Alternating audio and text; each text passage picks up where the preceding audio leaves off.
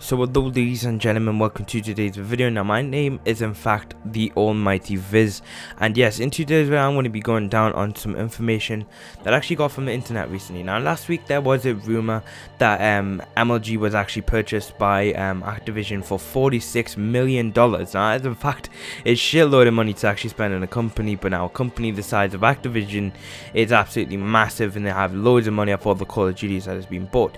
Now Activision actually is the owner of Call of Duty. Now what I mean by this is that obviously there are three companies that actually make Call of Duty now. One of them are Infinity Ward, Treyarch and Sledgehammer Games.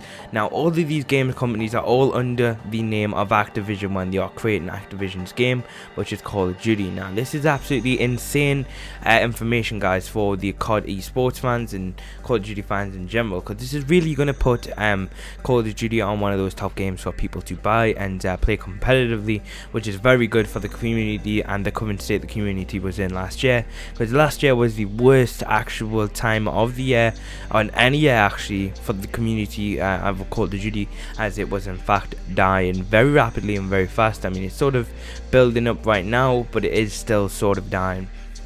So now Activision Blizzard actually confirms that they have acquired Major League Gaming. Now what this means is that Activision have confirmed that they have purchased Major League Gaming's entire business, following from the leaked information that we actually got around to reading last week of sort of subreddit posts, Reddit posts and tweets that were actually seen on the internet. So it's part of the agreement. Major League Gaming will now become a part of Activision Blizzard's Media Networks division, and which is also going to be led by the former ESPN CEO Stephen Bornstein, if that's how you say his name. Now this is a really good step for Call of Duty, because ESPN is one of the most successful competitive, sports websites to this day, and it's still running to today. And the MLG co-founder Mike SPO will also play a part in MLG still, and MLG will continue to operate on the normal websites like MLG.tv, MLG Pro Circuit, the game battles and many more. All their clothing websites, everything will basically be the same, apart from it's all being owned and run by Activision right now. And I think this is absolutely a wonderful step for Call of Duty to go, because I mean Call of Duty was seen as a joke to all the other esports communities, until now, basically, when we have actually started to make a move.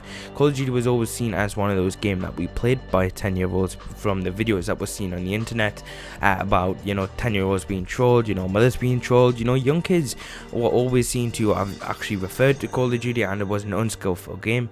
But I think now it's sort of getting up to trying to get up to the marks of actual Counter-Strike, because Counter-Strike is the biggest competitive game, and it's so like League of Legends and stuff. If you always go on Twitch, you always see that they are actually in fact big, very competitive games. And I think Activision actually buying the whole MLG business will actually help this out a lot to get Call of Duty on the top 5 games for competitive gaming. And this is going to help out the esports community a shitload, and it's going to get Call of Duty a shitload of more sales next year for the Infinity Ward launch.